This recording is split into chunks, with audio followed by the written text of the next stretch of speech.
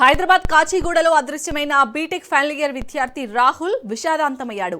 జగిత్యాల జిల్లా కోరుట్ల మండలం ఐలాపూర్కు చెందిన రాహుల్ కాచిగూడలోని ఒక ప్రైవేట్ హాస్టల్లో ఉంటూ చదువుకుంటున్నాడు. అయితే గత నెల 27న ఇంటర్న్షిప్ కోసం ఎంవీఎస్ఆర్ కాలేజీకి వెళ్లిన రాహుల్ అక్కడ తీవ్ర ర్యాగింగ్కు గురైనట్లు తెలుస్తోంది. అదే రోజు తాను టూర్కి వెళ్తున్నానని చెప్పి కాచిగూడ రైల్వే స్టేషన్లో శబరి ఎక్స్ప్రెస్ ఎక్కి అదృశ్యమయ్యాడు. తల్లిదండ్రుల ఫిర్యాదుతో కాచిగూడ పోలీసులు మిస్సింగ్ కేసు నమోదు చేసి గాలింపు చేపట్టారు.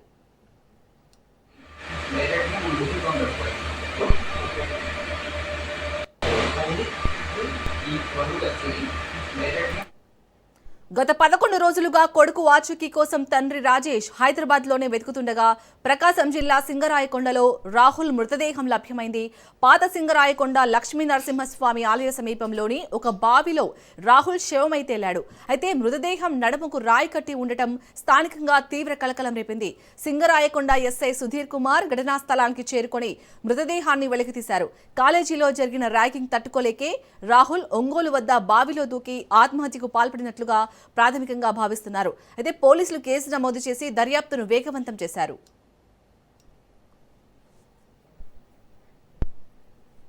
ఇక ఇదే అంశానికి సంబంధించి మరిన్ని డీటెయిల్స్ ని మా ప్రతినిధి పవన్ అందిస్తారు. పవన్, గత నెల 27వ తేదీన విద్యార్థి రాహుల్ సంబంధించి ఇప్పటికే కాచిగూడ పోలీస్ స్టేషన్ లో మిస్సింగ్ కేసు నమోదైంది. దానిపైన దర్యాప్తు జరపగా పోలీసులు ఒంగోలులోని ఒక సింగరాయకొండ వద్ద బావిలో మృతదేహాన్ని కూడా గుర్తించారు. అయితే ఇతను బీటెక్ చదువుతున్న నేపథ్యంలో ర్యాగింగ్ సంబంధించిన నేపథ్యంలోనే సూసైడ్ చేసుకున్నట్టుగా దీనికి సంబంధించి పోలీసులు గుర్తించారు. ఇప్పటికే మిస్సింగ్ కేసుగా దీనికి సంబంధించి పోలీసులు కూడా నమోదు చేసుకొని దర్యాప్తు చేయగా సింగరాయకొండలో యొక్క బావిలో నడుముకు రాయి కట్టుకొని మరీ ఆత్మహత్యకు పాల్పడినట్టుగా దీనికి సంబంధించి పోలీసులు గుర్తించారు. మొత్తానికి దీనిపైన కేసు నమోదు చేశారు. దాని తర్వాత అసలు ఎవరెవరు ఇతన్ని ర్యాగింగ్ చేస్తారు, కాలేజీకి సంబంధించి దానిపైన కూడా దర్యాప్తు చేస్తున్నారు. మొత్తానికి ఓవరాల్ గా చూస్తే ఒక మిస్సింగ్ కేసు మాత్రము ఒక సూసైడ్ గా పూర్తిగా దీనికి సంబంధించి పోలీసులు గుర్తించారు.